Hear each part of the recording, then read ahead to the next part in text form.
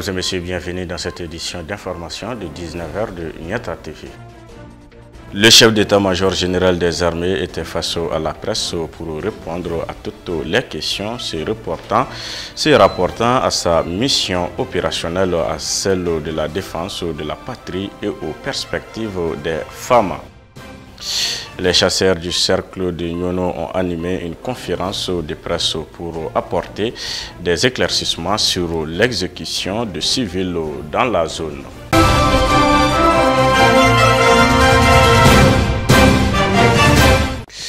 Comme annoncé dans les titres, le chef d'état-major général des armées était face à la presse pour édifier l'opinion publique nationale et internationale sur les actes opérationnels sur les théâtres à travers le territoire. Cette conférence de presse a également enregistré la présence du directeur de la justice militaire, le colonel Boubacar Maïga, le directeur de la DIRPA, le colonel Souleymane Dambélé, ainsi que d'autres autorités militaires et civiles. Suivant les commentaires avec Aïssata Touré. Le général de division Oumar Diarra a noté dans son intervention que cette rencontre a pour but de donner un éclaircissement à travers les médias à la problématique de la situation sécuritaire. Sa vision à lui sur la restructuration et la montée en puissance des FAMA. Il a ajouté que cette conférence de presse est axée singulièrement sur la montée en puissance des forces armées maliennes et sa conduite. À travers ce rendez-vous ultime, le CMGA a longuement expliqué l'opération Keletigi qui a pour mission de rechercher et de détruire les sanctuaires terroristes. L'opération Maliko étant un plan élaboré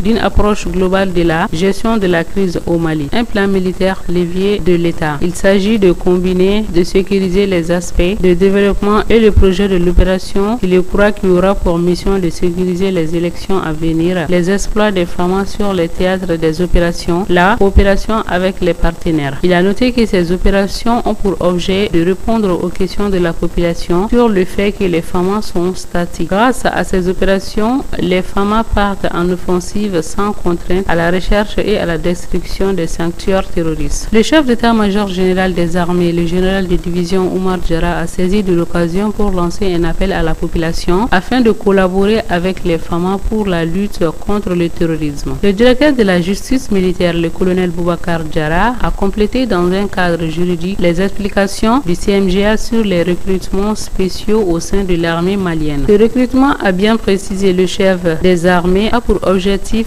de récupérer les armes et munitions qui traînent de façon hostile parmi les populations. Il consiste aussi à éviter le banditisme dans notre pays. Le colonel Boubacar Maïga a lancé à son tour un appel aux FAMA pour un respect des droits de l'homme. Les FAMA sont conscientes de leur rôle de protection de la population et de leurs biens, ainsi que de leur donner la confiance totale, car c'est l'une des premières missions qui préoccupe l'armée malienne, a fait savoir le général. Le chef d'état-major général des armées a profité de cette rencontre historique pour exhorter la presse à être des soldats de paix tout en défendant les intérêts de la nation.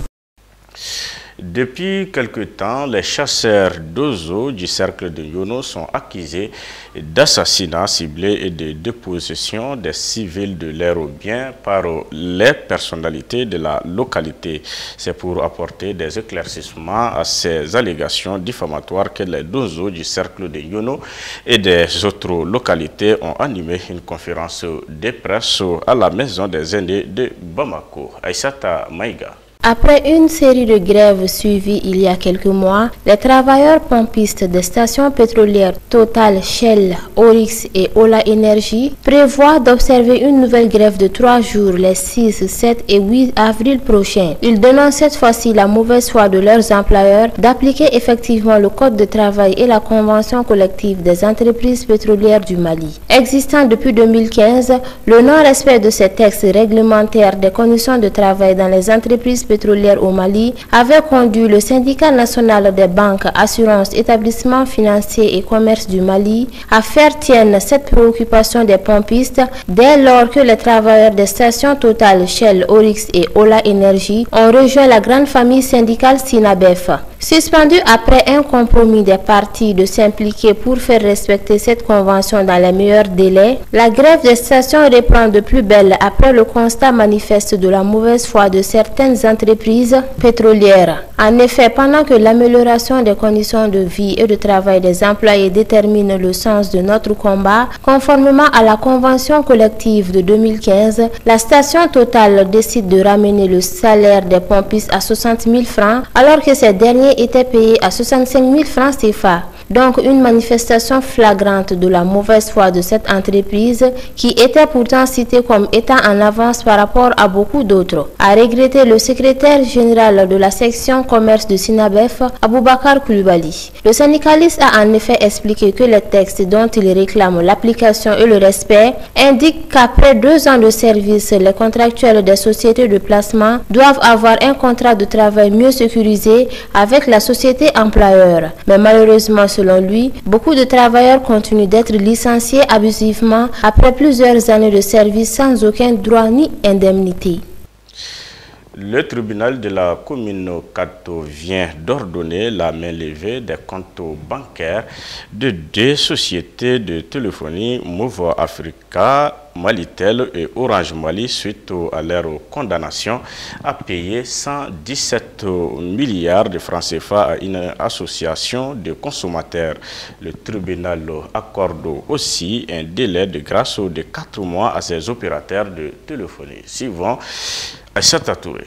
Le contentieux judiciaire opposant une association de consommateurs aux 2 opérateurs de téléphonie, Orange Mali et Move Africa Malitel, vient de connaître un nouveau rebondissement. Le verdict du tribunal de la commune 4 sur 2 procédures était très attendu au niveau des 2 sociétés après la saisie de leurs comptes bancaires depuis bientôt 2 mois, ce qui a créé d'énormes difficultés concernant le fonctionnement de ces structures. Ainsi, le juge a rendu son verdict dans les 2 procédures en ordonnant la main levée des comptes bancaires et en accordant aussi un délai de grâce de 4 mois à Move Africa et Orange Mali. Cette décision a été bien accueillie par certains cadres et agents. Nous avons toujours eu confiance en la justice, surtout dans ces dossiers, et nous n'avons pas été surpris d'une telle décision. Cela nous permettra de travailler désormais dans la sérénité et la tranquillité. Sinon, nous étions vraiment inquiets en tant que chefs de famille. Dieu merci, aujourd'hui, c'est un bon début à confier un cadre d'une des 2 sociétés.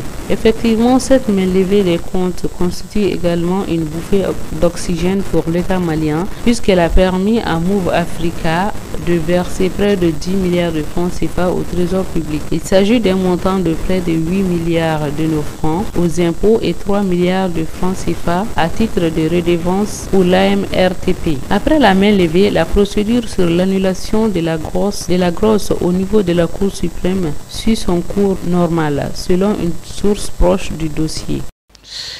Les travailleurs pompistes affiliés au syndicat national des banques, assurances, établissements financiers et commerce du Mali prévoit d'observer une autre grève de 3 jours, les 6, les 7 et le 8 avril prochain. Ils dénoncent la mauvaise foi de leurs employeurs de mettre en application et de respecter le code de travail et la convention collective des entreprises pétrolières du Mali. Le préavis a été déposé le 17 mars 2022. Suivant les commentaires avec Aïssata Maïga.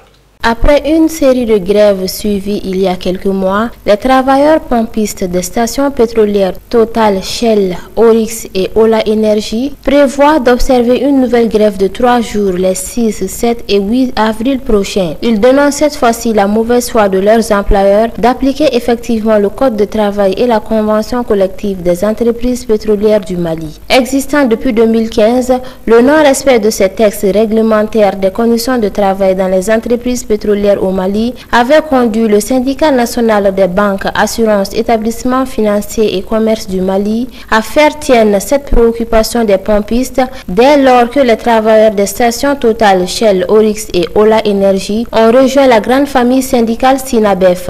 Suspendu après un compromis des parties de s'impliquer pour faire respecter cette convention dans les meilleurs délais, la grève des stations reprend de plus belle après le constat manifeste de la mauvaise foi de certaines entreprises pétrolières. En effet, pendant que l'amélioration des conditions de vie et de travail des employés détermine le sens de notre combat, conformément à la convention collective de 2015, la station Total décide de ramener le salaire des pompistes à 60 000 francs alors que ces derniers étaient payés à 65 000 francs CFA. Donc une manifestation flagrante de la mauvaise foi de cette entreprise qui était pourtant citée comme étant en avance par rapport à beaucoup d'autres, a regretté le secrétaire général de la section commerce de Sinabef, Aboubakar Koulibaly. Le syndicaliste a en effet expliqué que les textes dont il réclame l'application et le respect indiquent qu'après 2 ans de service, les contractuels des sociétés de placement doivent avoir un contrat de travail mieux sécurisé avec la société employeur. Mais malheureusement, selon lui, beaucoup de travailleurs continuent d'être licenciés abusivement après plusieurs années de service sans aucun droit ni indemnité.